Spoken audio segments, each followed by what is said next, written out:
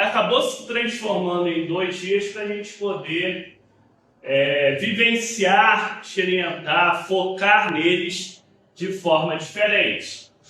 Mas eles, na realidade, eles trazem uma mesma mensagem por trás disso. E por quê? A verdade é que a gente, ao longo da história, costumou a chamar de santos aquelas pessoas que deram um grande exemplo de vida cristã.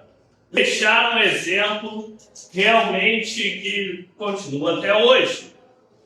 Pessoas que nos inspiram na nossa caminhada, nos fazem ter a quem imitar. Né? Como a gente gosta sempre de lembrar o apóstolo lá falando, serem meus imitadores como eu sou de Cristo. São pessoas como nós, com seus defeitos, suas dificuldades, mas que conseguiram caminhar na fé cristã.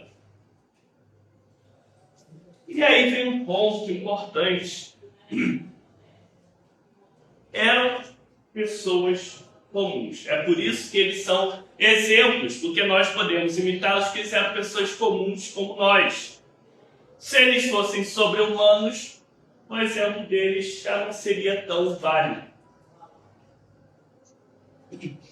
Eu sempre gosto de lembrar, né, o próprio Pedro, que dá o nome aqui da nossa comunidade, a Bíblia bota bastante isso.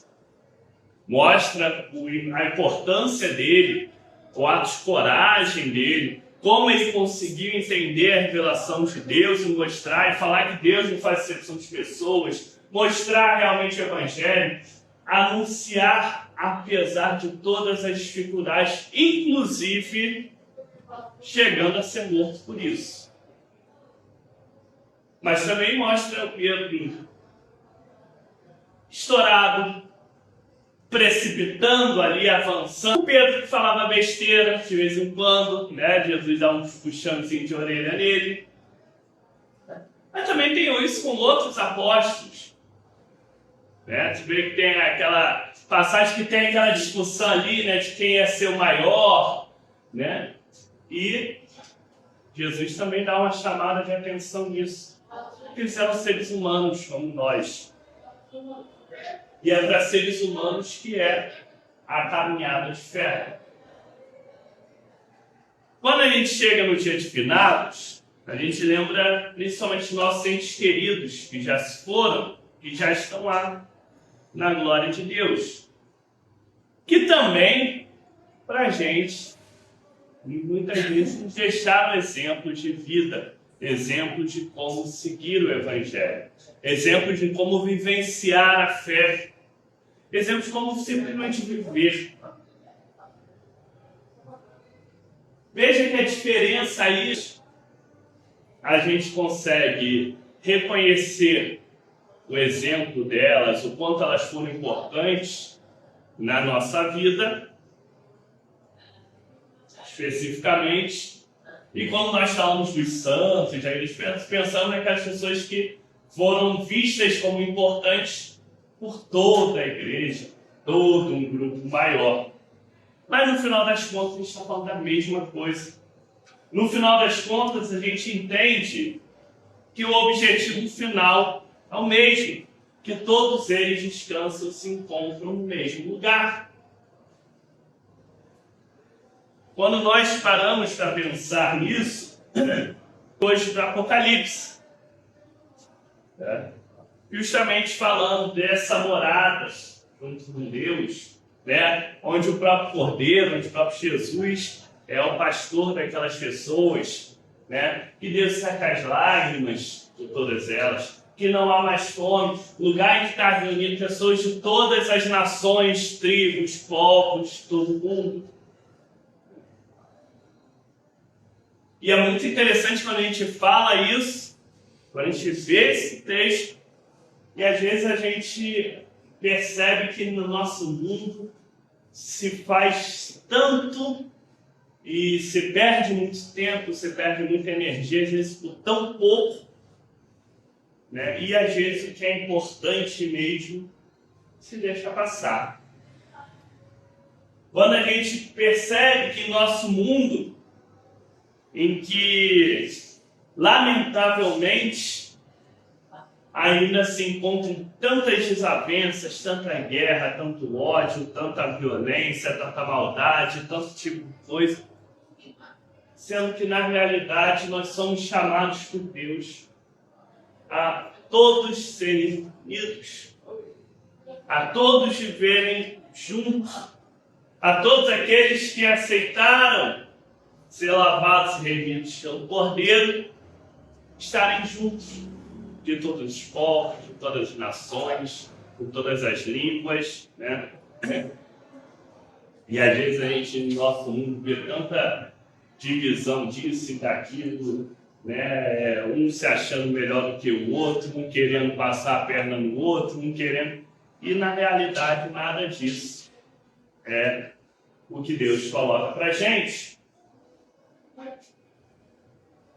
Quando a gente olha o livro de Apocalipse, né, e que tirando talvez por alguns filmes e como a coisa foi retratada, as pessoas ficam com tanto medo, e na verdade é um dos livros mais bonitos da Bíblia, que na verdade foi um livro que foi escrito para dar esperança, né, para o povo de Deus no meio de um momento muito difícil de perseguição, num momento muito difícil em que parecia que estava tudo conspirando contra. Vem essa revelação a João e ele consegue mostrar para as pessoas terem esperança. E ter esperança, quando nós falamos sobre isso, Deus está continuamente conosco. Deus está sempre conosco. E Deus está conosco pela eternidade. Porque na realidade, isso é bom a gente sempre frisar, a morte ela não é originalmente parte do plano de Deus. Quando a gente vai ver lá a criação, ela vem com a queda da humanidade.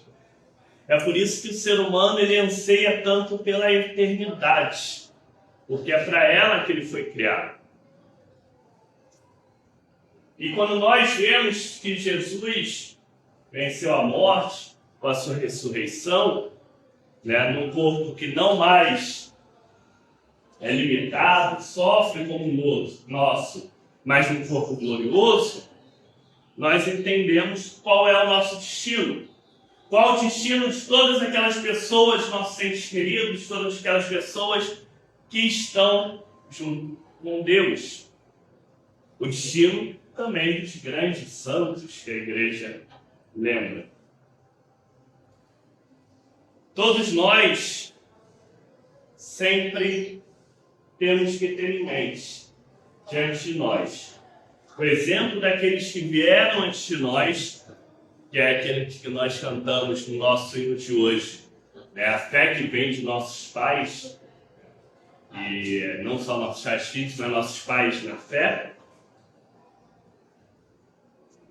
Ter o exemplo deles, ter a confiança que com eles estaremos no futuro, e ter a certeza que aqui e agora continuamos na comunhão com todos os santos de Deus, aqueles que já estão lá na glória de Deus e os que estão entre nós, que todos nós somos chamados a ser santos.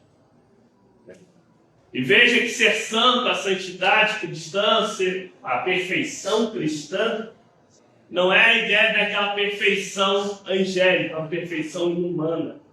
É uma perfeição dentro do que nos é permitido ser, dentro do que nos é possível ser. De uma forma que nós não negligenciemos ser realmente pessoas voltadas a Deus. E hoje o Evangelho está justamente nesse sentido. Ele nos mostra, nos dá esperança, né? Fala bem-aventurados que são perseguidos, bem-aventurados e aqueles justamente que se comprometem com a causa do Evangelho. Que Deus nos abençoe cada vez mais para vivermos conforme a sua vontade. Em nome de Jesus.